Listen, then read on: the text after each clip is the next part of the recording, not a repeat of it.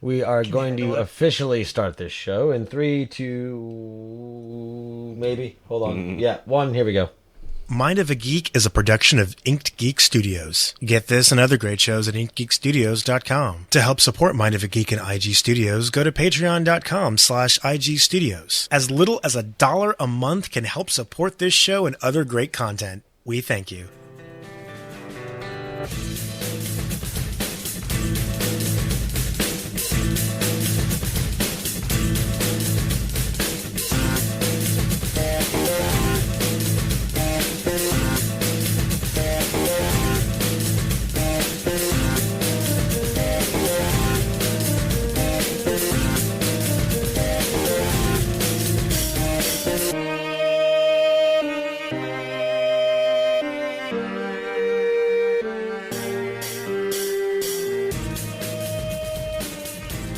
Good evening, everybody, and welcome to another episode of Mind of a Geek. I am Nate, and my voice is squeaking tonight, apparently. I am joined, as always, by Brandon. Brandon, Hey, how are you? how's it going? Oh, it's going. It is indeed going. Our guest this evening is a fourth-time returning guest, fifth time being on an IG Studios show for his guest appearance on Sonics and Sabers a while back. He has a new book coming out in like a week and a half called A God in the Shed, which he has talked about before, and he's here to talk about it again, all the way from Canada. Mr. JF Dubeau. JF, how's it going? I'm doing okay. I am exhausted, though. It's been a tough 2 days. It's been a long one, yeah. You just got done with 2 flights to and from the same place. So here's the thing, just to give you an idea of how much I've lost control of my life.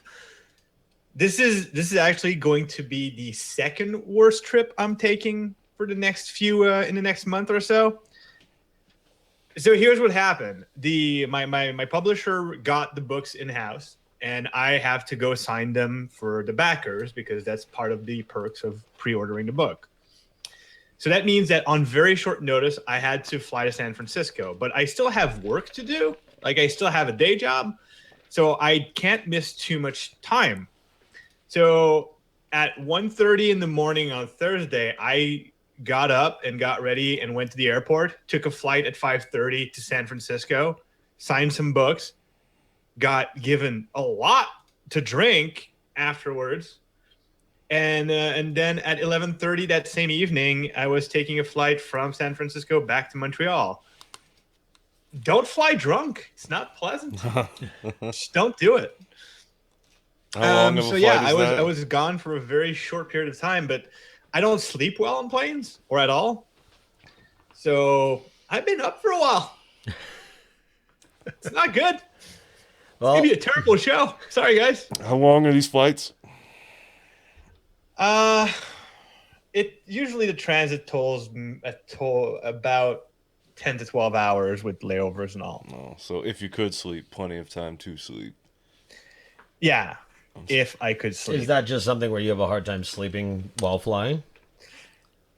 I usually get into doing work. Like, I'll pull out my iPad and I'll take some notes, and my mind is too active on a plane to actually, like, because it's not a comfortable place to sleep. Usually I can sleep just about anywhere, but there's too much noise, there's too much movement. Like, I'll be able to sleep like on an intercontinental flight because usually you get better seats for that. Right. But right here, like in the good old North Americas, like it's usually terrible seats and it's impossible to sleep. It's terrible. Intercontinentally, he's a good Mr. Wednesday. Continentally, not so much. God, Nobody yes. has seen American Gods.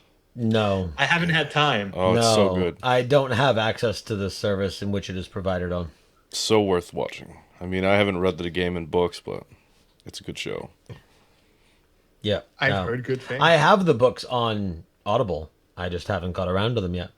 Because, what was it, just a few months ago that I regained access to listening to podcasts at work. So I'm still playing catch up. Right. Gotta love that, though. Nice to be back on the podcasting train. Yep, indeed it is. So yeah, so as I mentioned in the pre-show, I've only ever flown twice. Only once in my adult life. I flew when I was a child to Florida, which was nightmarish because it was a trip I did not want to go on anyway. And then I flew to California back in 2014 for BlizzCon, which was cool. You're not a fan of flying, are you? I'm not a well. Hard to say. You haven't flown enough. Yeah, I'm not a. I have a slight fear of flying. It's not that I'm not a fan of it. I like traveling long distances in a short amount of time. Do anything enough, you'll get used to it. Yeah, Flying is a chore. I'm very pessimistic, so for me, it comes down to, there's a lot of shit that could go wrong on a plane. Yeah, but I was thinking about it, and of all the ways to go, it's not the worst. If I'm gonna blow up in the air, sure. If I get to sit there in a panic on the way down, that's a little bit of a ways to go. But then it's just panicking. Like it's not like dying over 5 months of cancer or like getting type 2 diabetes and having pieces chopped off on a regular basis. That's true. I think it's a lack of being in control. There are very few situations in my life where I like to submit to not having control of my own actions. Well then. let's wait. Who's going to go for that low hanging fruit? I'm gonna be falking your ass later. Low hanging fruit. Nate, do you have long balls? I was gonna say I hear the dingleberry is a low hanging fruit, but anyways. Like kick him in the dingle. It's a Carlin thing, isn't it? This is the kind of show where we can do this, right? Because Nate and I were on Current Geek just a few where we couldn't swear about an hour ago. God, that must was have been not hard. the kind of place for that kind of joke. No, it's funny. Like, first off, not that they're gonna listen, but if anyone from Current Geek hopped over, because we dropped the links, we said we were giving a couple books away, so low hanging fruit. But I do want to give a shout out to Scott and Tom for having myself on. That was really cool. I was a big fan of both of theirs before I was a podcaster myself, so to be on their show was a really cool feeling. So yeah, and Current Geek is one of my favorite shows on the internet. So I'm always very happy when they have me on. It's a great show. I mean, I kind of butted in back in 2014 at BlizzCon when I stumped them both, and then Scott was on this show last June. But to properly be on their show was really cool for me. So I was nervous as shit like the whole week leading up to it. You podcast all the time. You're comfortable behind a microphone. I don't. Yeah. Calm down. No, dude. so yeah, no. I was your fine. Shit together, Nate. You get that fear of your idols, I guess. It's like when Scott was on the show and I had to temper you the whole time because you're just like, oh. I was like fanboyed the whole time. No, and that's the thing. You meet somebody who is who you're a fan of. Yeah. See, Rick says it was a fun show, so that was cool. It is one of my favorite podcasts. So I got lucky. I got lucky in my own respect to where I didn't have a lot to say about a lot of the topics, so I was able to kind of enjoy the show as I would be a listener. Yeah, what's going on with Animaniacs? Cool. I have no idea. I've never seen an episode of it in my life. It's pretty fucked up. I love Animaniacs. I'm very eager to see what they do with that. Yeah, so, but no, if you don't listen to Current Geek, I'm pretty sure the majority of the listeners here are all Tadpool people. But if you don't listen to Current Geek, go check it out. It's a great show. And we had a lot of fun. I mean, I'm not putting down the other shows on the network, but it's the best show on the network. I would rank it up there. I would say like Current Geek and Film Sack. As far as entertainment value, for me personally. Yeah, Current Geek is the one I make sure I listen to. Current weekly. Geek is the knowledgeable one. Right. Film Sack is a great. Go watch at least one episode of Animaniacs. Current Geek is a good way to end the week. It is. As Tom says every week. Indeed. I think that's the most silence we've ever had on a show with JF. I know, right? There was like that moment of that's the room took a breath. Yeah, JF is quite tired. Is my gain a little too low? I feel like in a lot of cases I'm coming in on my mic more than your You're mic. closer than me. I'm coming in over there more than I am here. Well, get away from my dick, man. Get off my dick. This is great radio, guys. This is amazing. Right? I'm like, hey, we're gonna be on Current Geek. We should pitch Mind of a Geek. It'll be great. What do? We fuck off for the first 20 minutes on the show. That's always the way. This is our chance. There's new listeners. Let's wow them with how professional we are with this. Yeah, no, it's all good. Well, no, you know what? I don't think anybody coming from one of Scott's podcasts expects a professional podcast. Oh wow, shots fired. Damn. no. Aren't we all just friends hanging out anyway? Isn't Well, that all no, this is? Scott's great, and I podcast like Scott was my influence, but that guy blunders. I mean, it's kind of his character now. That's what he's known for. He's known for his blundering, which is great. It's part of his charm. But there's a level. See, the trick to not like mumble and have weird speech patterns in front of your idols is to not have idols and just have people that you respect. Right. Fair enough. That's what I do. I try to hate most people. That makes it very easy. And then there's people I respect, and they're easy to hang out with. See, Corey took what I said to heart too much. That's not what I meant. He's a legacy podcaster. No, I think anyone who podcasts would love to be in his position or any of their positions where like they get to do this for a living. Like that would be cool. But there you go. I'm actually on the show now. You are. Yeah. You're here. We can see you. You're not just this phantom that we No have to wonder our relay. listener count dropped. Oh. You gotta say someone got a promotion. I think it's me being No, the only one not sleeveless. I don't fit in. I'm the only one heavily Sleeveless. tattooed, so Look, sleeves. I'm wearing a white shirt on a camera podcast. Right. Very, very well. You're thought out. Canadian, though. I need to, That's like- not a noob. I've beginning got to move at redneck all. this shit up here, you know?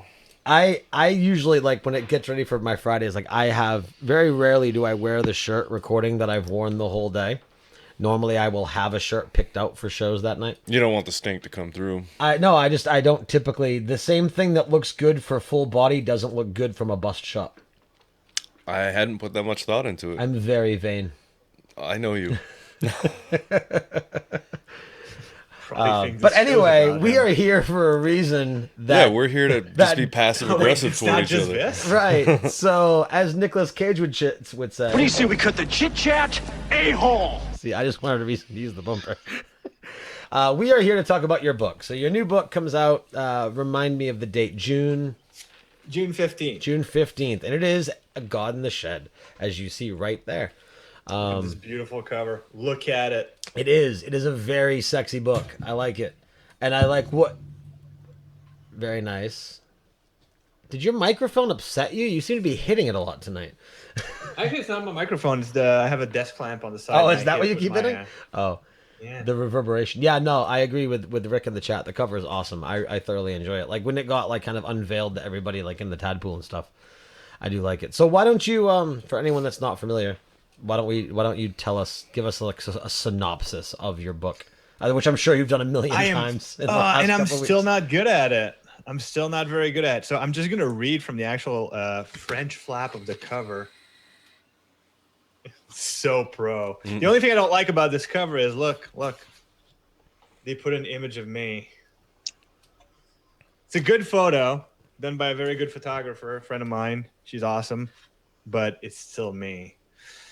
All right, so so the village of Saint Ferdinand has all the trappings of quiet life: farmhouses stretching from one main street, a small police precinct, a few diners and cafes, and a grocery store. Though if an out-of-towner stopped in, they would notice one unusual thing: a cemetery far too large and much too full for such a small town, lined with the victims of the Saint Ferdinand killer, who has eluded police for nearly 2 decades. It's not until after Inspector Stephen Crowley finally catches the killer that the town discovers even darker forces at play. When a dark spirit reveals itself to young Venus Mackenzie, a resident of St. Ferdinand, she learns that this creature's power has a long history with her town, and that the serial murderers merely scratch the surface of a past burdened by evil secrets. It's basically the story of this character called Venus Mackenzie. She inadvertently traps this ancient, old Lovecraftian god in her backyard shed and has to sort of figure it out how to deal with that, how to get rid of it, and digging through the town's history and trying to figure out where this thing comes from and who can help her and her friends, destroy it. Preferably, she uncovers like just these 3 generations of secrets that have burdened this little village. Very cool. So, as people in the chat just noticed, the bot just announced a raffle is now opened. Type exclamation point Godshed1 to enter. This will be the first giveaway of the night for everyone that came in early. And then there'll be one towards the end of the show. So there is no time on that. I will give everyone a few minutes to enter, anyone that wants the chance to win a signed copy of the book. And then we'll close that up. So yeah, so no, that sounds it sounds really cool. I'm really excited to read it. It's gonna be it's a bit darker than it sounds like. It's not a very gory book. right.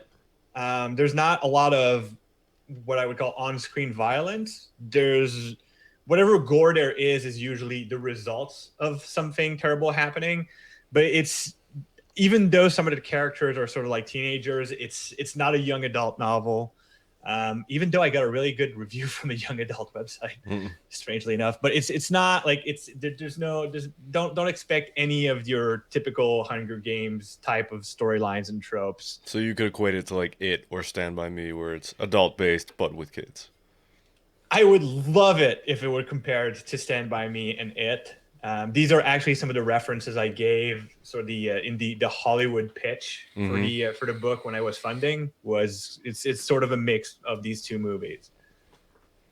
So yeah, it's more like that than a Hunger Games or a Harry Potter or whatever. All right. Well, that's good. That's all been done to death, in my opinion. So I know I've asked you this before on previous shows, but is this going to be a series of books or a one-off story? This is a trilogy. So this is the first book. It can stand alone. Although the reviews I'm getting, like I tried to make it so that it could stand alone, but from the reviews that I'm getting, I kind of failed at that. People are a bit disappointed that they have to wait for the sequel, which is it's a good problem to have. It means they enjoyed the first book. Right. They're pissed at you that you don't have more immediately. That's something that's going to get solved within the next year. Yeah, come on, JF. Don't George R.R. Martin it up, huh? Oh, no. Well, the thing is, the interesting thing is that I'm not aiming for 7 books. I'm not successful enough that I'm being pulled in too many directions. Yeah. So, and it's only 3 books. Yeah. And I've already got all that stuff plotted out. So I'm just, I'm ready to fire on that.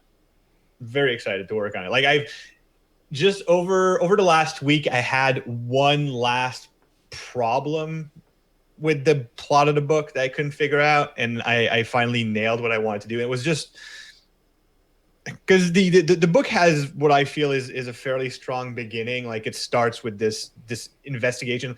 The book starts where a lot of similar stories would end, where they capture the killer and the end. We've succeeded. We've stopped the evil thing. This book starts with them capturing the serial killer, and then shit hits the fan from that point on. And I wanted to find a beginning hook for the second book that was thematically similar. And I couldn't put my finger on what I wanted until just about a week ago, where I go, no, this is it. This is what I'm doing. So I'm very eager to actually start writing it now that I've got the plot down. Great. Yeah, again, like I said, I'm excited to read it. As somebody, you know, and you've talked about it here before. You talked about it on Current Geek earlier. The the whole you start off with science fiction and now you've gone horror. And for me, I'm excited you went horror because while I do enjoy, or I should say, I did enjoy the first book. Horror is definitely more of my thing. You know, it's definitely more of what I enjoy consuming. I love my horror movies. I love the thriller stories and the horror stories. I love just, you know, different things in that respect. Now, it goes a little bit more fantasy than I typically go, so I'm excited to kind of see how I feel about that. Like in the horror fantasy as opposed to a serial killer horror. See, I'm more into that than serial killer. You're like me. You like true crime stuff. I do. And I do enjoy that. And I love Andrew Main's books. Andrew Main's books I love. The Jessica Blackwood series. I just downloaded the second Blackwood. I listened to the first one. I like listening to his books because they narrate easily, I feel, compared to some other books. I'm going to say really quick, interrupt you. I'm going to give the chat room about 60 more seconds, and then I'm going to close the raffle off. So, again, it's exclamation point Godshed. I think it was Godshed 1, right? Yeah. Is that what I put? That's what it is. Yeah, exclamation point Godshed number 1 to get your raffle entry, and then the bot will automatically pick a winner. Oh, there it is right there. It just said it. Look. Three users have entered so far. So throw your entry in there if you want a copy of it. It is a signed copy. So, yeah. So when it comes to horror, I disagree. True crime's okay, I guess. I don't like slasher gore when it comes to movies and things like that. Right. I'm just desensitized to it all, and it doesn't do anything for me. The more implied, the more mysterious and fantastical. That's what I'm after. See, for me, it becomes more thrilling if it's something that could actually happen. Like, Well, I that's don't where expect develop. a guy in a hockey mask to walk and somehow catch me when I'm running at full speed. Right. Well, no. I understand that, but I mean, in regards to like your Silence of the Lambs or Right. See, now that I dig, but things like that. that's a different animal, you know. Right. Leave my liver alone. No, I want wine again. No, I don't. I don't. I'm going to need another 24 hours before I can drink again, I think. So you've been writing this book for a little while now, and we are now on the major release of it. What would you say from the first word you wrote or typed up to now? What was your biggest hang up? And then we'll follow that up with what was your most surprising success, like, I guess, in the writing process? I think my biggest hang up is that the plan I had for this book completely did not turn out. Like, I had a very specific log line and synopsis. Like, I wanted to do something very specific with the book, and I started writing it.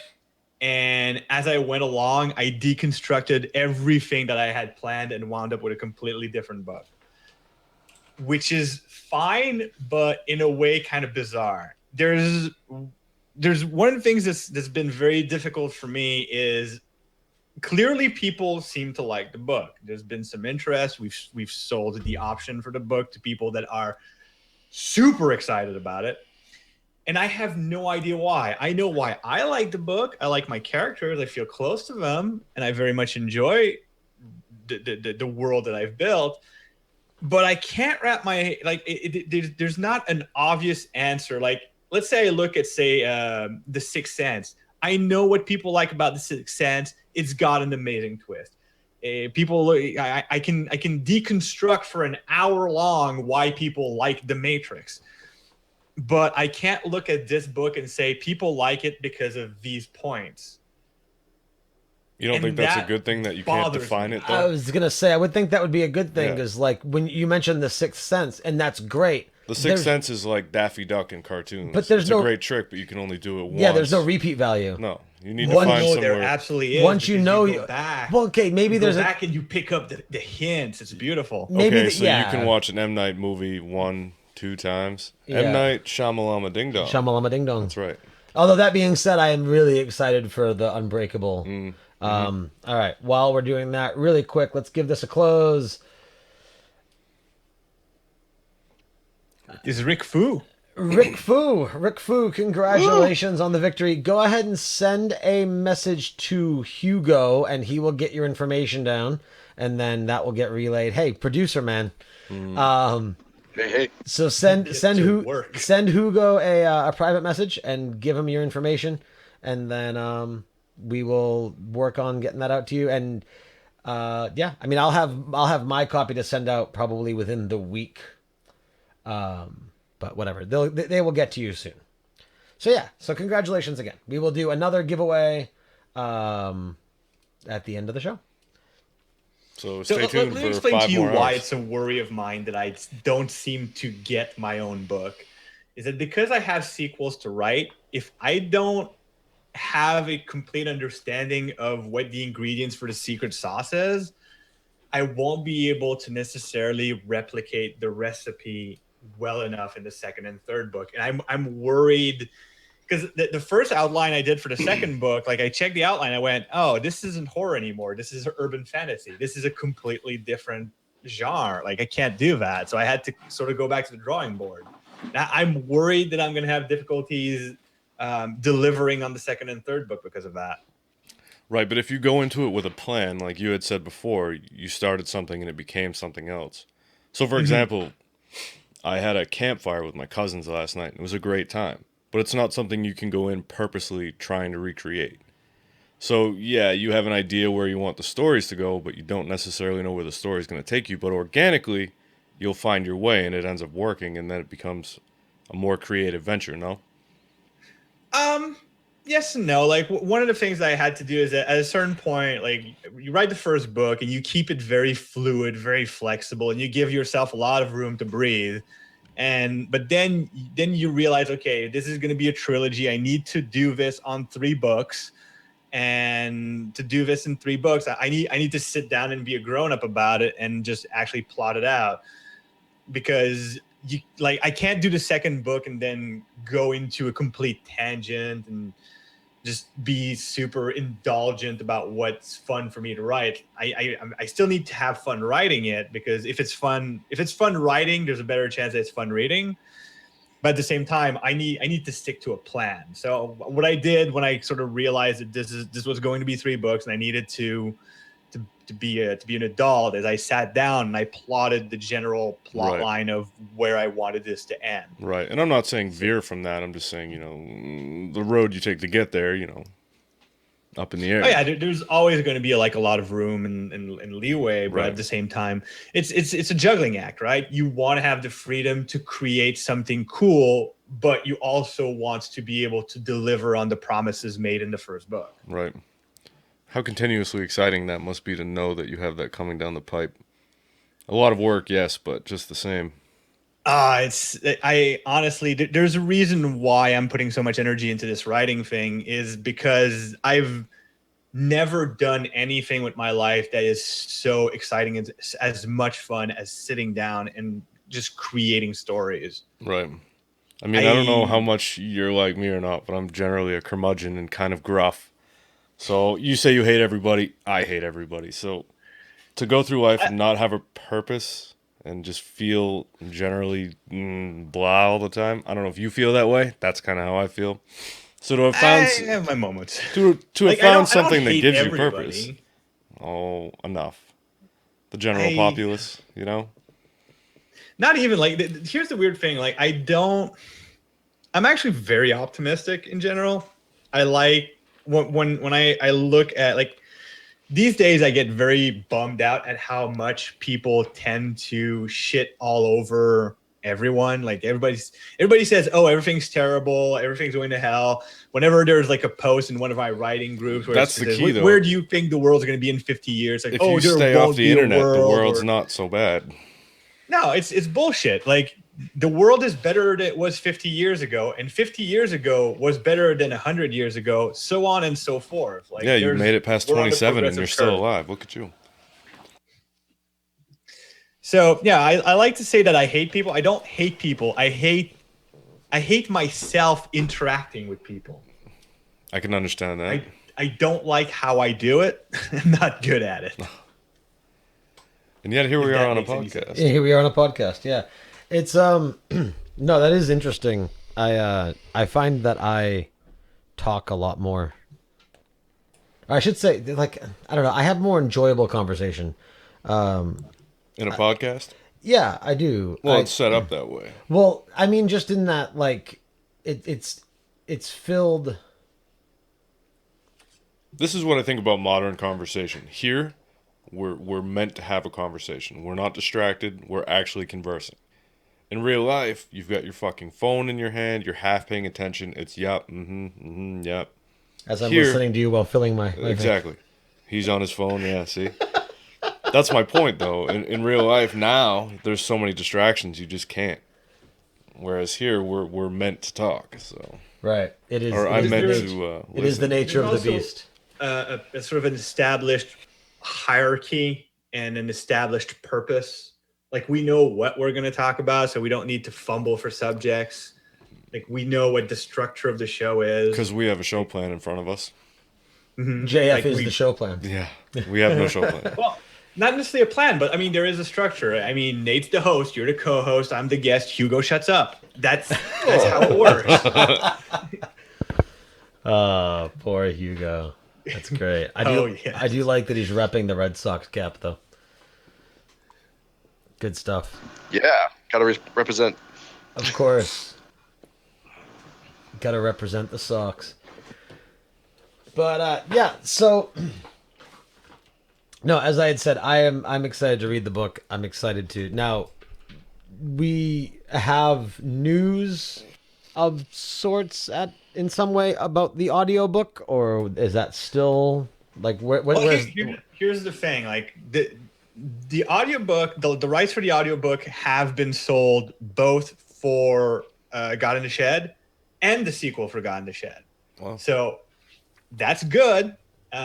We were supposed to start production fairly recently, but there's been some I think the producing assistant at Audible that was supposed to work with it left for another job, so now they need to find another. Like there's some administrative stuff that slowed down the process. right? So there's gonna be an audiobook.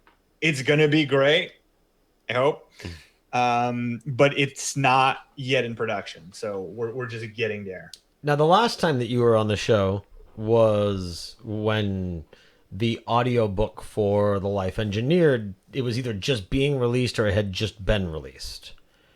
Something like that. It's so hard to, because here's the thing, like the official release date for Gone the Shed is June 15th. I'm pretty sure it's already on some shelves. Right. So, I mean, as far as the audiobook for that. So so now that we're a few months into that and it's been out there, like what's the reception of the audiobook been for Life Engineered in comparison to the written book? I don't know. I literally have no data on that at this point. Is that not something that it's just not provided, or just not something that you just haven't made the effort to track down, or? It's kind of a bit early. The thing is, since I get paid, like normally I would track the success of something like that. There's a couple of problems. On Inkshares, I can track every sales because I have access to a dashboard that tells me exactly who buys what, when, where. Okay. When it's done by a third party, or even if it was done by a traditional publisher, actually, no, a traditional publisher you can query for data. But when it's done through a second or a third party, I don't have sales data.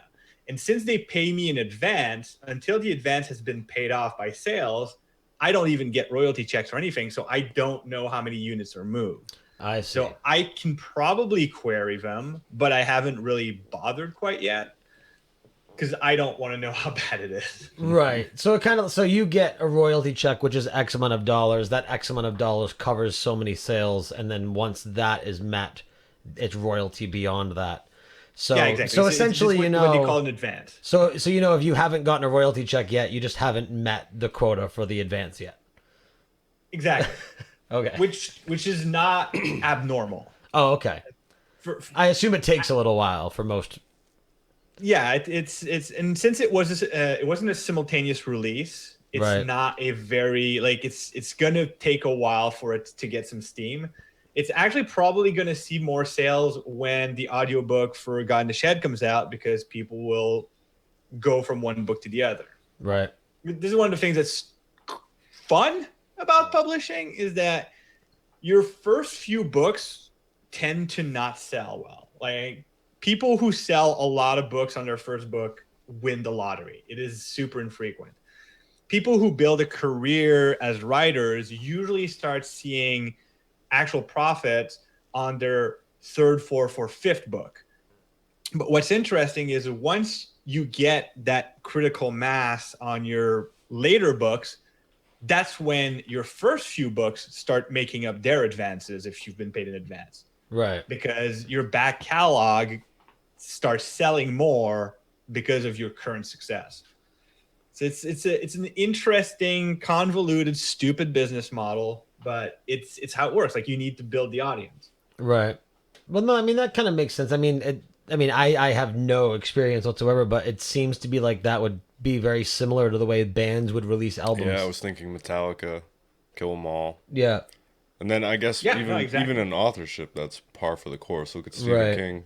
I mean, even breaking it down, I would say even something as much as podcasting. I mean, even with podcasting, like your first dozen or so episodes might be very small audience, and then as you go 2, 3, 4, 5 years into it, you get a larger following. You might like that might affect some of the download numbers for your earlier episodes just because it's a larger base. So Yeah, no, exactly. And a lot of people will go through a back catalog of a good podcast. Yep. Once they learn about it. Like I'm really big into listening to Last Podcast on the Left, and I started listening to that maybe 6-7 months ago. But when I started listening to it, they were several years into the podcast. I think 2 or 3 years into the podcast, but I went back and listened to the entire back catalog. Yep. No, that I'm doing the same thing with them. I am just getting to the I think it was the 2015 episode where they had the September 11th, like the 3 or 4 part episode. Was that 2015?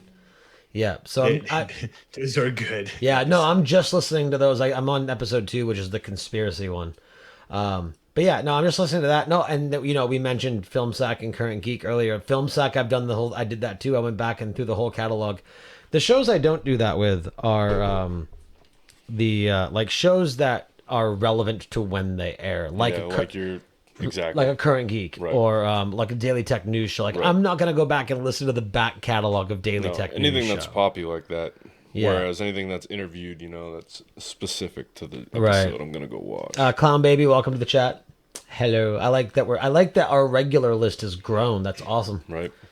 The people that are here every week, you guys rock, as you always do. But no, so yeah, so I definitely am a fan of going back and consuming the earlier content. So it's interesting to see how that in so many levels of media, again, whether it's written or spoken or song or whatever, it's very, again, I mean, just to beat the dead horse a little bit more, even with video games, like I can only imagine that with the mass success that was The Witcher 3, that even more people who never played Witcher 1 went back and played it. Now, video games is a little bit different because you've got your engine issues, your compatibility issues, but it's still a media where I'm assuming like a groundbreaking 3rd or 4th version of the game is going to bring attention to the original. Right. And now they're making a Netflix series, so that game will get play. Are they really making a Netflix series? Yeah, of The Witcher. So is it cost effective to make audiobooks? I mean, how many languages do you do it in? And how many do you need to sell to make up for all the money for the people you have to pay to create that? It's actually, it really depends. From my understanding is that, yes, it is very cost effective because they don't need to pay you for the book. They pay you just for the right to distribute it. So they're not paying for editors. They're not paying, like there's a bunch of things that go around that they don't need to pay for. They don't need to do a print run. It's all digital. So it's very cheap on that end. They do need a producer. They need a voice actor or two. And sometimes they'll redo some of the cover art. So there is a bit of that. Like Blackstone, the company that produced the audiobook for The Life Engineer, did completely new cover art, which they did a good job, but pissed me off because it doesn't maintain the same brand identity. So to me, that's not good marketing. But whatever, we'll live. But it's still like it costs some to produce, but once the book is produced, you're done. You pay your royalties. Usually some of the voice actors won't take royalties. They'll just be paid one lump sum. Some of them will do like a royalty split. I don't know what the actual deal was with Amy Landon, who did the voice for The Life Engineer. That's none of my business anyways. But once the book is done, it's done. It becomes easy, like infinitely replicable. Right. So it doesn't matter if it takes a year or two to make up the money for the production, as long as it makes it. What's funny? When I had asked that question, I wasn't even thinking about online downloads. I was thinking about in-store physical copies of audiobooks with CDs. Do those even exist that anymore? Is a good indication that I am aging out right there. Do they exist anymore? I might need to hang my hat up. They do. You can buy a CD with The Life Engineered on it. Oh, can you? That's pretty cool. Yeah, you won't. No one ever will. No, but you can. No. I have Audible and I have my monthly subscription. Right. See, yeah, that's what I do. Now I need to go buy a physical copy of an audiobook just for posterity. The beauty of Audible with the monthly subscription, though, is you get your tokens to get so many free books, but then you get the discount on all the books, which is great because when you have, so you get like your You get like your Game of Thrones and your things like that with, the 30, 40, $50 audiobooks. You get them with your free token. And then, smaller authors or up and coming authors like, JF, Andrew Main, people like that. Rick Fu. I am a truck driver, so that could be the reason. I only see disc audiobooks at truck stops. There you go. But yeah, so then you get the discount on the cheaper books, or even cheaper. I don't like your less expensive books, which enables you. So yeah, Audible's great. They are the first when I first started doing the show and started looking for like the things to see it's still do that. But Amazon will not do like the coupon codes with Maine because of Maine's weird tax laws. So I will just talk about Audible because they're great. They give me access to books because I don't have time to sit and read a physical book. Audible's audiobooks are great. But yeah, no, I'm excited. I dare say that when I can squeeze out the time, A God in the Shed is probably going to be the first physical book that I read in a while. Just because I don't want to wait for the audiobook. And I'm excited to see what happens. So you mentioned that with the book, you have it kind of outlined in your head, like where it's going for the 3 books. Like you have that kind of visually laid out. Like the second book's very detailed layout right now. Like I've got pretty much most of the plot. There's a couple, like I'm hesitating on some focus for some characters. Because one of the things I learned from doing various versions of the first book is that the ensemble cast I had for the first version of that book may have been a bit too ambitious. So I removed or pulled back on a few characters, brought them more into the background so I could focus more on the main characters and have a smaller cast of main characters. So for the second book right now, I have 2 characters that I need to decide which of these 2 is actually going to have the most focus and which one is going to be pushed more into the background. But generally speaking, most of the important plot points and the important storylines are decided. And the thematics for the second and third book are completely decided, including the very ending of the series, how it finishes. That's something that's interesting to me, and I would love to hear your take on it. I remember hearing, this was a couple books ago with Game of Thrones, that, and again, I mean, we're talking long books. For anyone that hasn't read and maybe just watched the show, like the books make the show feel short. So, but Martin knows how it ends. Like, and I suppose when you're writing something like that, you kind of have to know from the beginning, at least have a vague idea of how it's going to end. But do you find, like you mentioned at the top here, God in the Shed became something different than how you originally had seen it? Did I interpret what you said correctly? Is that? It's because I'm probably, it became so different that I could reuse the original concept and no one would think it's the same book. Okay. So I can give you I'll give you the pitch for the original concept. The original concept I had for God in the Shed is I wanted to do a sort of an homage to Tom Sawyer and Huckleberry Finn, but with a very, very large injection of Call of Cthulhu. Interesting. Which seems nothing like what you described earlier. No, like the only never know where it goes. It stayed is like you've got the old god element, and you've got the old god elements, and you've got the small village, but it's been brought into the present. There's a lot more true crime elements. There's like it's a lot more contemporary, obviously, and it doesn't have like that sort of old South thing that I decided I wasn't mature enough of a writer to actually to contemplate doing at that point. Nicely done, Corey. What? Tom Sawyer is a modern day warrior. Mean. Anyway. So where I was going with that was, so when you started, so now that you are where you are with the book,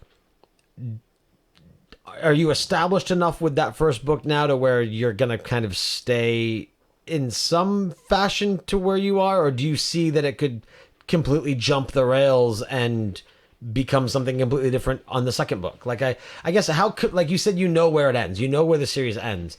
How committed are you to that ending? To where, like, if you go, I'm 99% committed because Okay. now that I know what the first book is, it's easier for me to plot what the second book is. I see. Because I know the characters, I know what their arcs are, I know what their dreams and fears are, I know what I want to do with the story over the 3 books, and then how that's split into each individual book. Like, it's when I started with the original concept, like, I had to make some certain decisions that made me move away from the original concept.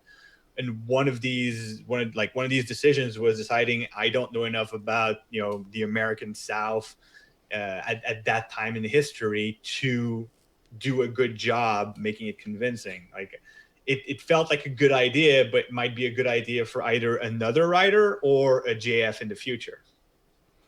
So I decided to use the old adage of write what you know. And I know true crime a lot. I know Quebec. I know small villages.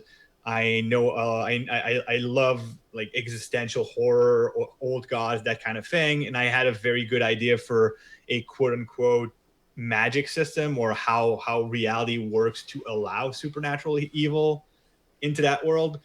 So having these elements, knowing that these were the things I was comfortable working with. And you got to understand also that I wrote the original draft for God in the Shed before I wrote Life Engineered. This is technically my first book that I wrote that was good enough to be published, in my opinion.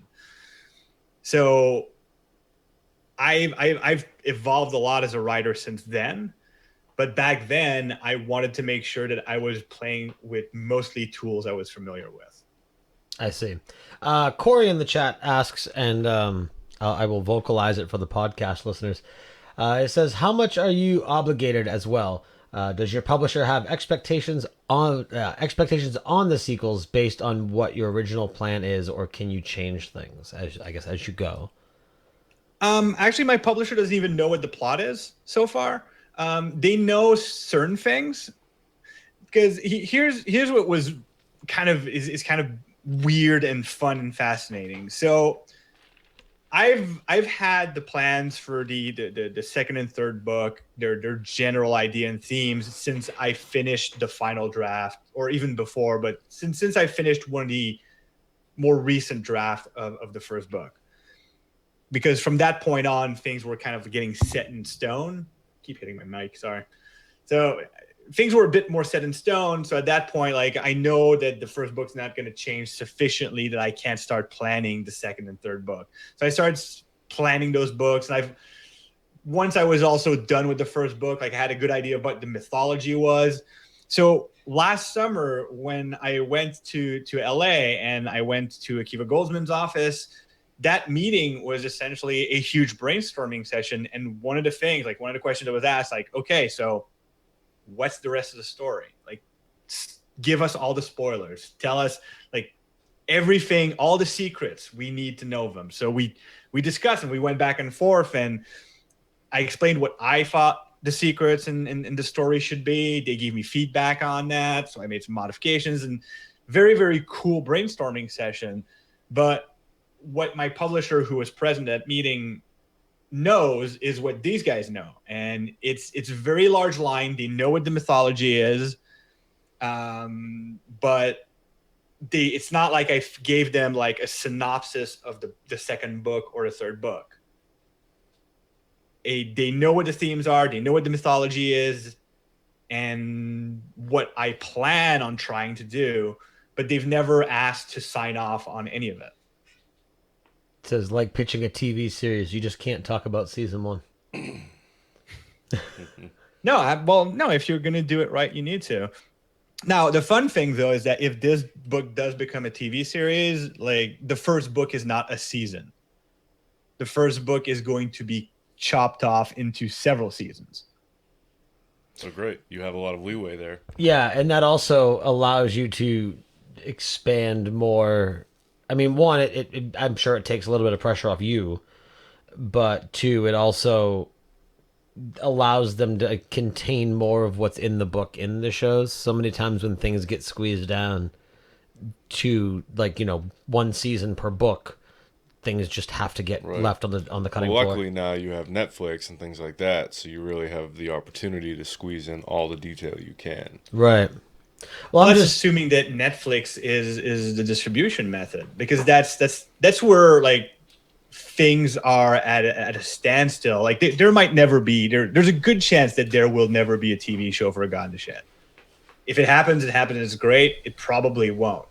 But if it does, the first thing they need to do is find a showrunner, then find some screenwriters, then some directors and actors for the characters, and then once they've made that package, then they go to Netflix and they go to like CW is not an option, but like they go to different networks like Hulu or Amazon and say, "Do you want to buy this?"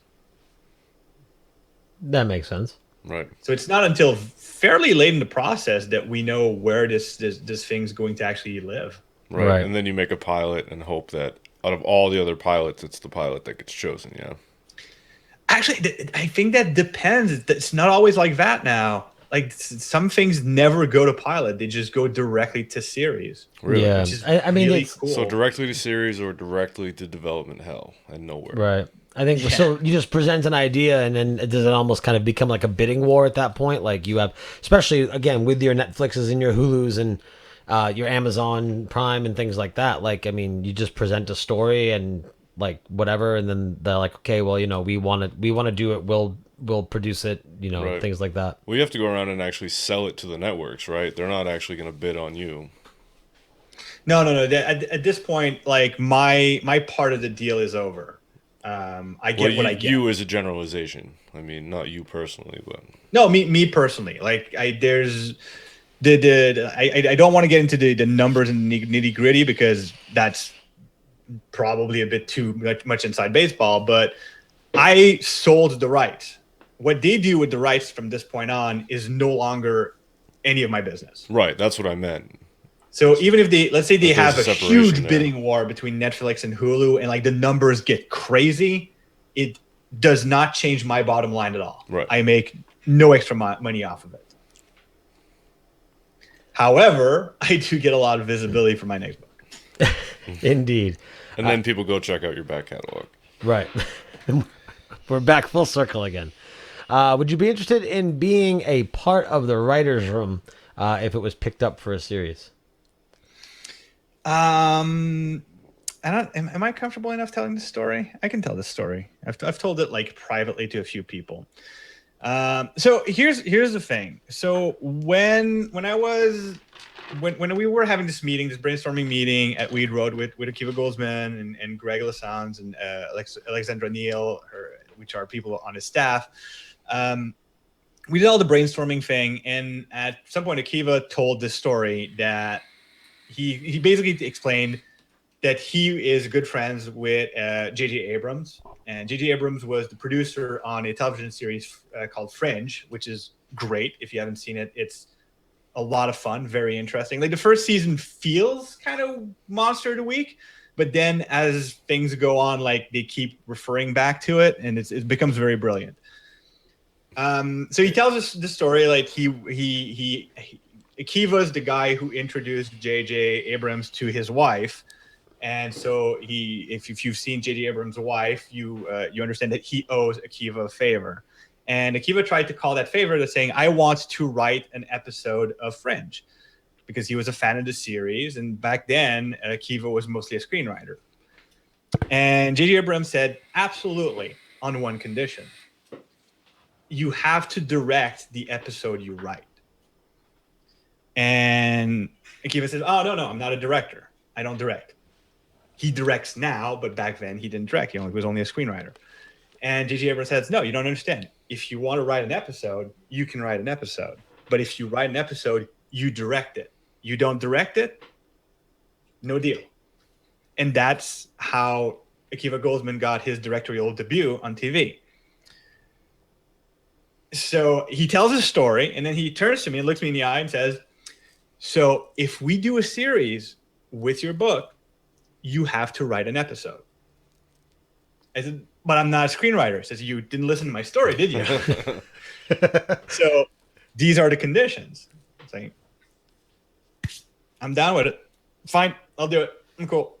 So would I be interested in being in the writer's room? Absolutely. I would love to be in the writer's room. And it's like it's a touchy thing because I understand that writer's room don't necessarily always want to have the author there for things like that because they don't want the author to sort of interfere and be a dick or a diva. But I think I don't think that would be something I would bring to the table. Like I know my place,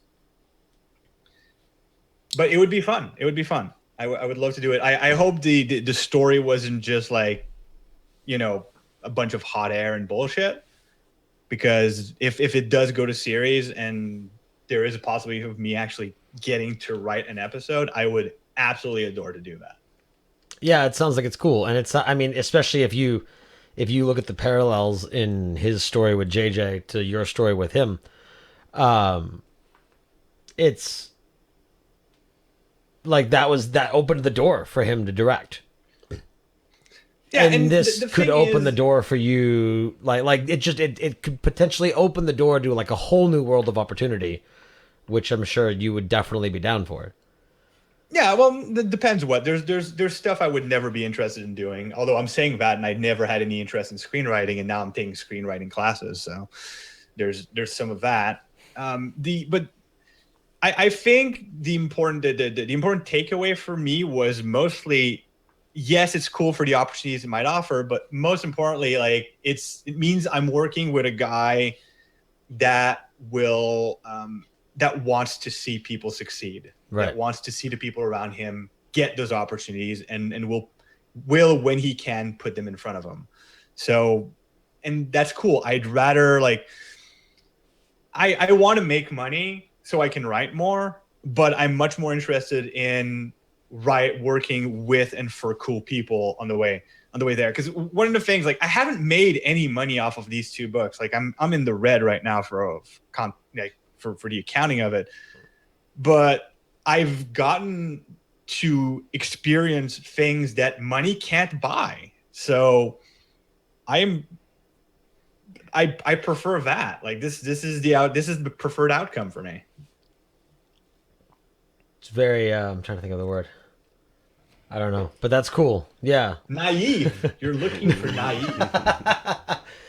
No, because I mean, money can buy a lot of things, but there are things out there that, again, those once in a lifetime experiences, right? Well, opportunities. Money will come later, most likely. So, right. Yeah, money can't buy you a brainstorming session with Akiva Goldman's team about your own freaking book. Spoken like a true artist, Corey says.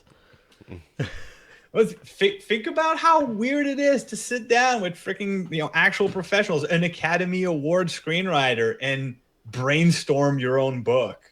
I could imagine it was an experience. Right, and be cool about it. Were you protective of your story? I didn't have to be. Like no one was trying to force anything down my throat. Everybody was just curious, what is your ideas? And that was fun. It was just great. It was brainstorming. It's a bit of luck on my part that I've been working in art and creation for most of my career as a graphic designer. So I'm used to doing brainstorming sessions. I'm used to giving and taking critique. Right. I'm used to, like, if someone gives me a note like, I don't like this, my reaction is not, hey, stop changing my shit. My reaction is, okay, why? And let's figure out what you don't like. Like, is it just a subjective thing? Is there something actually wrong with it? Can we fix it? How do we fix it? Like, I have a lot of fun with the process. So having these sort of meetings and these editorial notes is actually kind of fun for me. Understandable. Just to have those people there to pick your story apart like that with you and take an interest in it, that's amazing. Surreal in the chat. Good job, Annalise. That's the perfect word for that. Absolutely surreal. It's good surreal, though. So, yeah, I mean, again, like, nothing may come of all of this. Right now, the book seems to be selling okay, and it looks great. I have a feeling that a lot of people are going to, when they pick it up to have a look at it, if it gets decent reviews, they might enjoy it. It's not a book that's going to make me a millionaire, but it's one more step in the right direction. Right. It's one step down that road. And even if nothing comes of it in the long run, you can't even say that nothing has come of it. All the experiences you've had, and you've got 2 books on the table now. So, yeah. And I'm right now, I'm working on a podcasting project that involves our good friend Hammond Chamberlain, involves Amy Frost. And we're probably going to announce something very cool very soon about it. I've got another book that I just finished the first draft for Ed Greenwood. It's actually, again, going in a completely different genre. It's sort of a steampunk with werewolves thing. Very eager to get further in the process so I can start announcing more details about that one. yeah, that sounds really cool. I'm going to start writing the sequel to God in the Shed probably sometime this summer so I can have it done for fall. I at least have a first draft done for fall. Bigger God, bigger shed. God in the barn. God in the house. Demigod in the washroom. God in the closet. No, the second book's probably going to be called Cloudfire. And that maybe total absolutely minor spoiler, but it's the name of a god.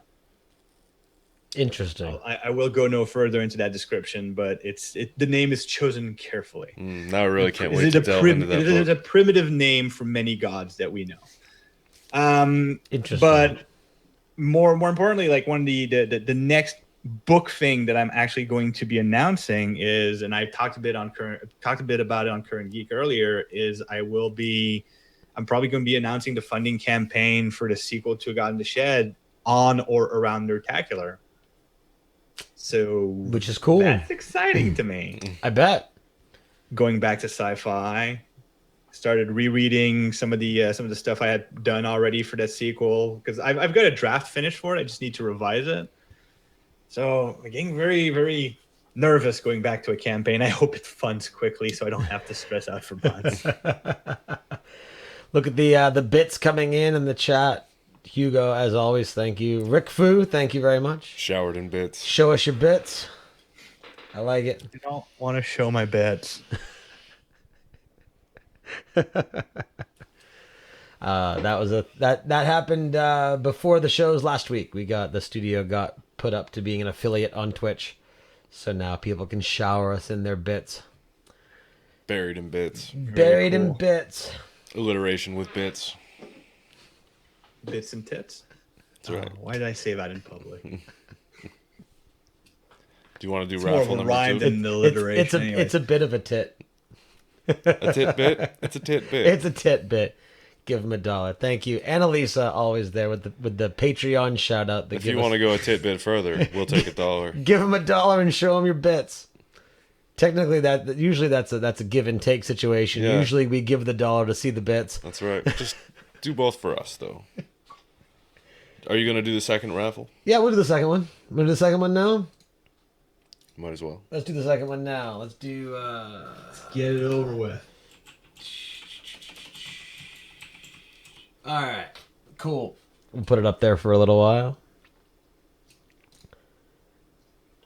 All right.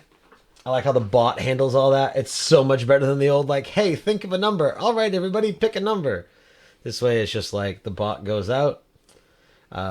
In case anybody is watching on mobile and doesn't see the chat, I will say the raffle is now open! Godshed 2 for a chance to win a signed copy of Mr. Dubeau's book. Yeah, we let the IG Studios Bitbot take care of it. Yes, I like it. It's a good thing. So, I mean, we can kind of wind it down a little bit. We spent a lot of time talking about the book and what goes on with that. What's been going on with you? Other than, I mean, we chat a lot. This is, again, like I said at the top of the show, your 4th appearance on the show. Mm-hmm. So how are things outside of the author JF Dubeau? What's going on with JF? How are things? There's really not much to talk about. I have no social life. I have no social life at all. I barely have any local friends, and those I do have, I don't see very frequently. I play some Overwatch. That's fun. I still do the Overcast with Amy Frost. One of my favorite things to record ever. just because it's nerding out with one of my best friends about the best game ever. So what else can you hope for? Best game ever. I love Overwatch so much. No, and yeah, you both do. It's great. I really enjoy getting on there and running with you guys. It's Blizzard, so it's a great game. Like there is no Right. question. Are you excited for the new map? Yes. Yeah. I Have am. you played it on the PTR yet? No, I don't do PTR. I barely, because I don't like the idea of doing stuff on PTR and losing the progress I make there. I don't get to play enough that I have that spare bandwidth, if you will. Right. So I just wait for it to come out officially. Very And cool. they're super fast with when they go from they usually go from PTR to live in a week. So it's not like that long of a wait. Right. No, it's cool. I like the couple things I saw of it. It looks fun. I read something about how there might be something that affects the gravity because it takes place on the moon.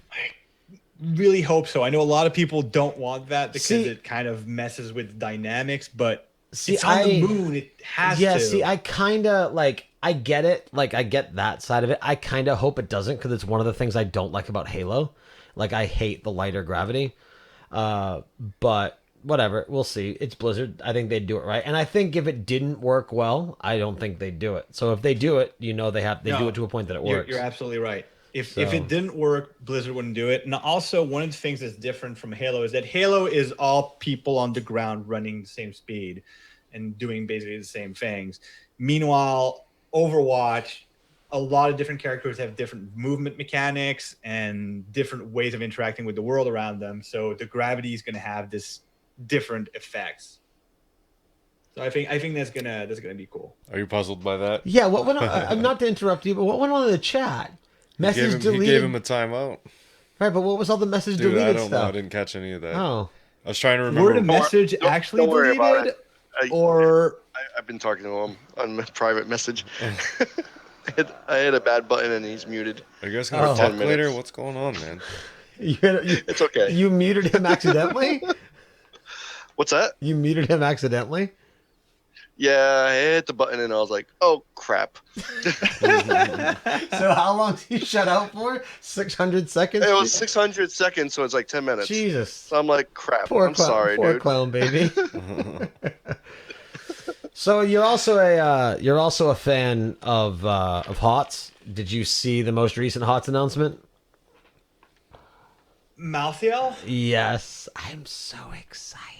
I haven't watched the intro video for it yet. I just saw it on my phone. I don't care about the intro video. He is badass, and I cannot wait to play him. Amy and I have this joke that Heroes of Storm is the methadone to the heroin that Overwatch is.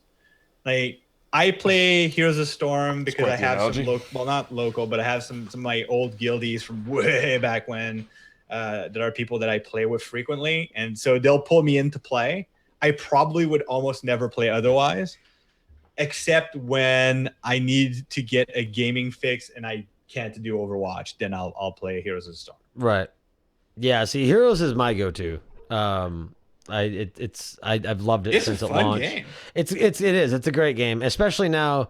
Like I hated solo queuing for so long, and I think that's something that kind of plagues Overwatch for me. I mean, I play with you guys when everyone gets on. I mean, the majority of the crew is in chat and here between you and Amy and Annalisa. But for me, that's one thing I like about Heroes is when you have your Hero League or your Team League, and with your Hero League, like Hero League is a solo queue. So yeah, it's solo queue and it can suck, but the other 4 people on your team have also solo queued. So everyone's in the same boat, which I think is something that benefits the game. But no, I love it. I have a couple characters I'm really good with, at least in my own head. I'm really good with them. But I'm excited to play Malthael. He's one of my favorite villains. He's a bitch of a fight in Diablo 3. So I'm excited to see how he translates. He looks gorgeous. Like He does. Very cool, creepy. He does. And we have Malthael's mount from a promotion they ran a few months ago. So now we're getting Malthael. Yeah, so that'll be cool. I don't have that mount. And then And then the release is just happening because now we're into June. We've got the anniversary of Overwatch happening right now. We've got the map coming out probably fairly soon. We've got Malthael coming out probably Tuesday for Heroes. And then into July, we've got Season 11 and the release of the Necromancer for Diablo 3. So Blizzard just keeping the content coming. Do you think they're going to release the Necromancer for Heroes of Storm? Oh, wait, no, there is a Diablo Necromancer in Heroes of Storm. Yeah, they have Zool. So, yeah. And Zool's pretty badass. Zool players are the worst because they'll ignore all the map mechanics and try to just get as many siege points as they can. It depends on when you're playing. Like, if I'm doing quick play with Sylvanas, I ignore mechanics. I tower push if I'm doing quick play. If I'm doing ranked or unranked, I will focus more on team play. But typically I mute party chat. I'm not in a voice chat with anyone. If I'm solo queuing and not doing Hero League, I tower push.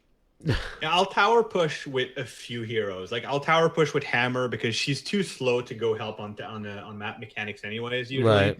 Unless she's close. Like if I'm close to a temple, I'll go and help because her damage will make a difference. But like I'm not gonna go halfway across the map just to pick up a goddamn relic on the tank. It's too slow. Right. But if I'm on Sylvanas, I'm going to go help on map objectives even in quick play because she does a lot of hero damage. And I'd rather we get the map mechanics on our favor because you get a faster win that way. Right. Especially when you go for relics, more or less, but for like temples on that one with the temples, I can't remember, like the Egyptian themed one. Yeah, I know. I can't think of the name of it. Man, neither can I. But it's one of them. Like I hate seeing a Zool just push towers. Like move your ass. Like you do a ton of damage. Come and do it here so we can get this temple and we can like what you're doing right now. We can do twice as much damage if we get this temple. Right. Get off your ass and contribute. Yeah, and it's one of those things. Like you can get a good team, and the good team makes the night. And absolutely. Yeah. The same thing for Overwatch. Yeah. Hey, do we have Clown Baby back in the chat? Because Clown Baby did enter the raffle, and I don't want to close the raffle if he's not in the chat. So that being said, is he here? He just asked if we're playing PUBG tonight after the show. Oh, we'll see what the night brings. I wouldn't mind playing some Player Unknown. But yeah, so okay, last chance, and I'll give it about a minute because of the Twitch delay. If you would like to win the second signed copy of A God in the Shed, go ahead and enter !GodShed2 in the chat. Get your name entered in the raffle, and I will close that in a couple minutes, probably around 10:50 or so. So you got about 2 minutes. But yeah, on that note, why don't we get ready to kind of wrap up the official recorded show for consumption purposes. We're probably going to freak Corey out because Corey takes the 4-hour-long episodes like a champ. I don't think it's quite a minute. It goes back and forth. Yeah, it's 30 seconds or so. It depends. Actually, he asked a question and you responded right away. So I think it's like 5 to 10 seconds today. Oh, is it pretty quick right now? Well, that works out pretty well. Yeah, it's really fast. Yeah, I think it depends. It depends on the bit rate at which you're streaming. It depends on a lot of things. So, but yeah, Corey is a simple man. But you with the 80s, 70s and 80s music references tonight, man. You got your Tom Sawyer, you got your Simple Man. Skinnerd, yeah. I was going to say Skinner, but then I realized I didn't say Rush, so I wasn't trying to change my focal point there. But anyway, why don't you, JF, give us a rundown of where people can find you, where they can go to buy your book, where they can go to listen to your podcast, a little bit of everything. All right, kids, buckle in. There's a lot to digest. Buckle the Here's fuck down. all the things I want you to do. Get a pen on. and paper out because there's a lot to work on here. First of all, follow me on Twitter at JF Dubeau. Go to my website, jfdubeau.com. Here are some of the action points I need you to take up. So right now, the Dragon Awards are still doing their nomination thing. It's a vote nomination. So the more people nominate It God in the Shed, the more chances it has of being nominated officially. So if you go to bit.ly, do it right now. Like just do it as I'm saying it. Go to bit.ly/DragonShed 2017 and nominate A God in the Shed in the horror novel category by Jeff Dubeau. I will forever be thankful. Also, it's going to screw me up because if I have to fly to Atlanta to go to Dragon Con, I'm going to be super broke. All right. So you can ruin my life that way. One more time. Bit.ly what? /DragonShed 2017. It's on the. I wrote it down. Thank you. So That's everybody okay. can I'm see. putting it on the iPad over here. Good producing there, Hugo. Oh, it's like a whole goddamn form I gotta fill out. I was gonna do it right now, but I'll fill the form out after the show. Yeah, just as long as it gets done. You don't have to fill all the entries. You can probably put Tom Merritt's book Pilot X for sci-fi novel. Yeah, put Pilot X Tom on is there. awesome. Yeah, put and we Pilot love X on Tom. there too. Then here's the other thing I want you But to do wait, is there's more. I said buckle up, kids. we need a Billy Mays bumper. This is the last thing I'm going to ask you guys to do. Just in preparation for the funding campaign for the sequel to Life Engineered, if you go to inkshares.com, which is my publisher, and you look for Arc Android, you will find the draft page for Arc Android for which is the sequel to Life Engineered. If you follow that, you'll get the announcement when I start the actual funding campaign. So you'll be in the loop. You'll be part of the secret cater, the club. The club. Yeah. So those are the things. And of course, if you want to buy the book, just go to Amazon, go to Barnes and Nobles, wherever books are sold, pick up a copy and read it, and then freaking review it. Even if you don't like it, go to wherever you need to. Go to Amazon and review it. Just give me a rating, how many stars you think it deserves. Right. And ratings are good. Ratings are indeed good. Crucial for this stuff. Cool. Well, before I do my closeout spiel, let's see who won the second copy of the book. Drum roll, please. Look at Hugo. Corey. On the ball. Congratulations, Corey. The bot has picked you. I mean, you know all of us, so just get one of us your info. Yeah, and we will get that out to you as soon as possible. Congratulations, sir. Oh, that's terrible. I agree, but the bot picked you. Come on, you're telling me you don't want this beauty? I mean, even though the story's garbage, look at how cool this book is. Yeah, you look can at get that all edges. up in you. It'll be great. Look at the frayed edges. I like it. It is a beautiful book. More than likely what I am going to do is, since it's a signed copy and since you physically have the book there, the part where it does like the listing of like the whole, like if you ordered so many you get, like, because the studio's in there, isn't it? It should be, yeah. I mean, I could read all the freaking acknowledgments, but that's long and boring and sentimental, so no one wants to hear that. I did try to send screenshots of some of the acknowledgments to some of the people that are mentioned. So yeah, in the list of patrons, we have because the Ink Geek Studio. Nice. That's pretty fucking cool. Right under my mother's name. There we go. That's pretty cool. I mean, Inkshares did such an amazing job with the promotion for this book. I know I bragged about it a bit on social media, but I got a quote here that says, "A haunting and sinister tale, Dubeau distinguishes himself as one of the most original voices in the genre today. With a gorgeously gruesome imagination, he is a writer to be watched." And this is a blurb from Anthony Cipriano, who's the creator of Bates Motel. Wow, that's cool. Wasn't there one that I saw too that said like the future Stephen King or something like that? Yeah, people say that way too much for me to be comfortable with it. Yeah, it's Crypt.tv said something like that. Right. No, the Geek, someone from the geekdiary.com said an utterly terrifying atmospheric thriller. Dubeau rightfully creates a worthy space for himself next to the likes of Stephen King, Dan Simmons, and Richard Lehman. Nice.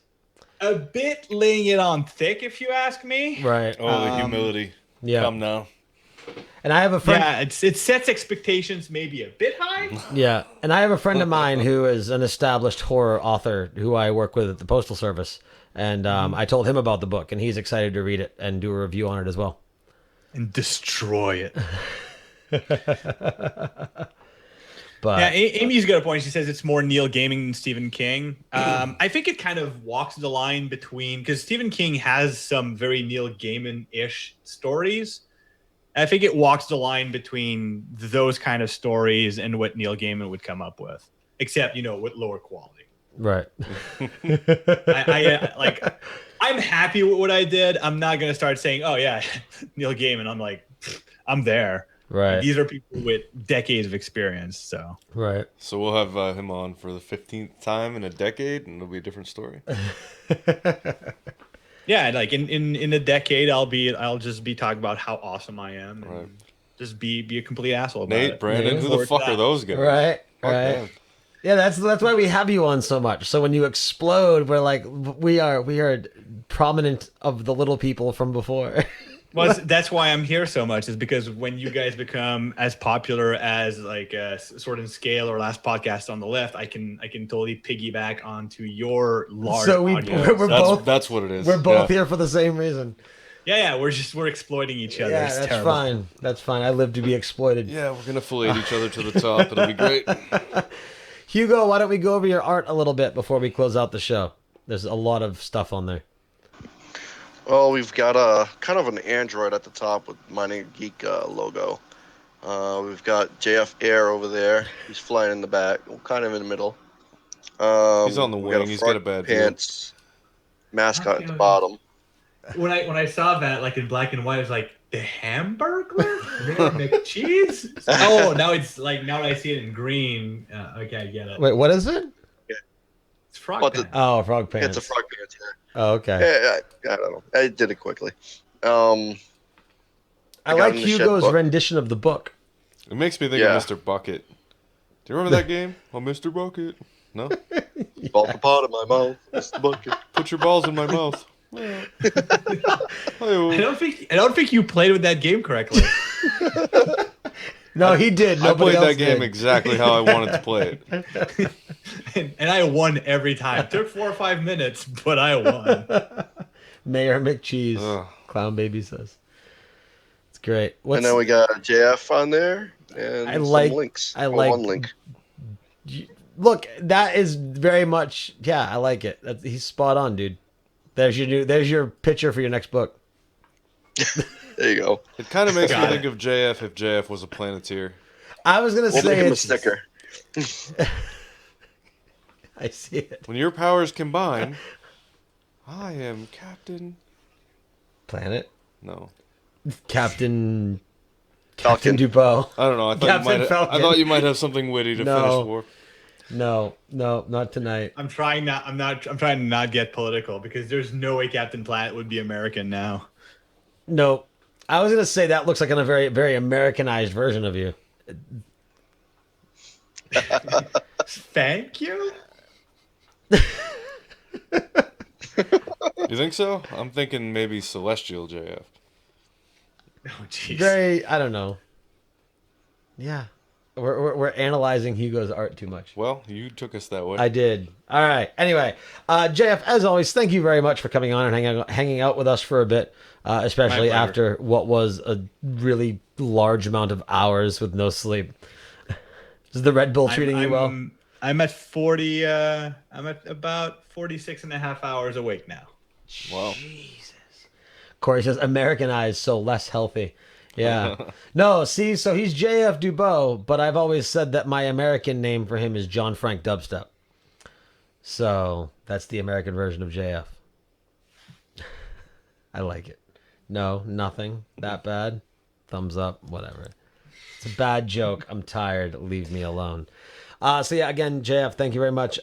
Hugo, like the art, why don't you, now that you are mic'd up as well, let people know where they can find you and your shiznit.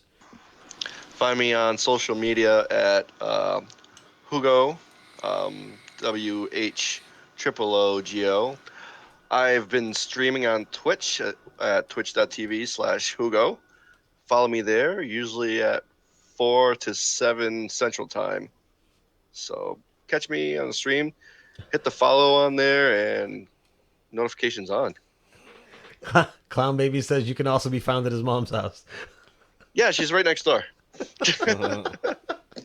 Jesus. Oh, as for his mom's. Brandon and I on the show, you can catch Mind of a Geek every Friday night live at 9:30 p.m. Eastern Time at twitch.tv/InkedGeekStudios. Our guest next week, newest host of That Was Awesome, as well as he does his own thing, Damn It DJ blogs at Damn It DJ Media, and he also works on WWE NXT down at Full Sail in Florida. So DJ Tebow will be on Mind of a Geek next week. And then we are finishing off the season with 2 other episodes, finishing up right before Nerdtacular. We have Matt Stein from Podcast of Terror on, and then the season will end with Paul Hack, who does the custom Lego minifigure creation, so that'll be pretty cool. I'm on Podcast of Terror this Sunday. You are? Ooh. I am. I saw that. Horror. I went to piggyback one of their posts, and then I felt bad for doing it, so I'm like, I won't advertise my show on their show's post. But no, go check that out. Yeah, go check out Podcast of Terror. So you hear me, you're listening, if you're not watching live, you hear me referencing Corey in the chat quite a bit. I gave him a shout out last week.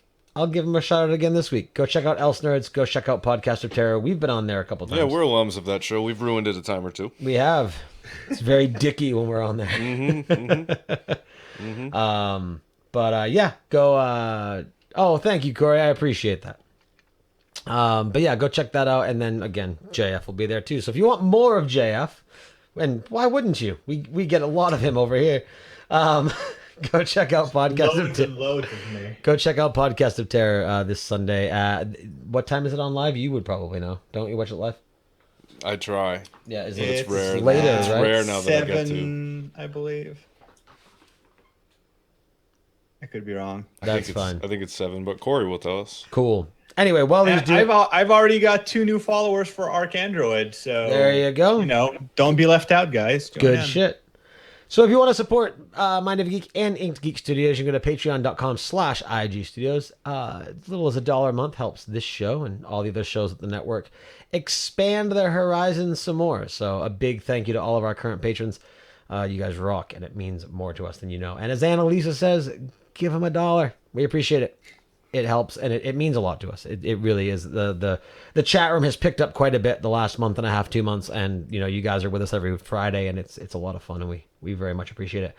Catch me and Brandon and DJ this Sunday night doing a review for WWE Extreme Rules around 11 p.m. Eastern Time right here on twitch.tv/InkedGeekStudios. But that is going to do it for this show. So GF, again, thank you, everyone. Go buy A God in the Shed. Congratulations to our winners for the free book tonight. And Ashley, how much have I missed? It's over, Ashley. You missed everything, but nice job. For JF, for Brandon, for Hugo, for myself, for our live chat room, and for everybody else involved. Thank you very much, and we'll see you guys next week.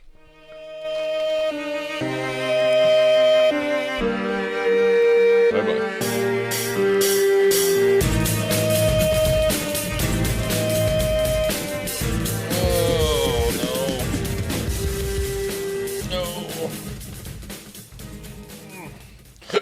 I've got eyeballs on my hat. Oh no! You okay, Brandon? You were making noises there for a second. Oh, Creepy yeah. noises. I know. Nate's gone. I had to let it all out.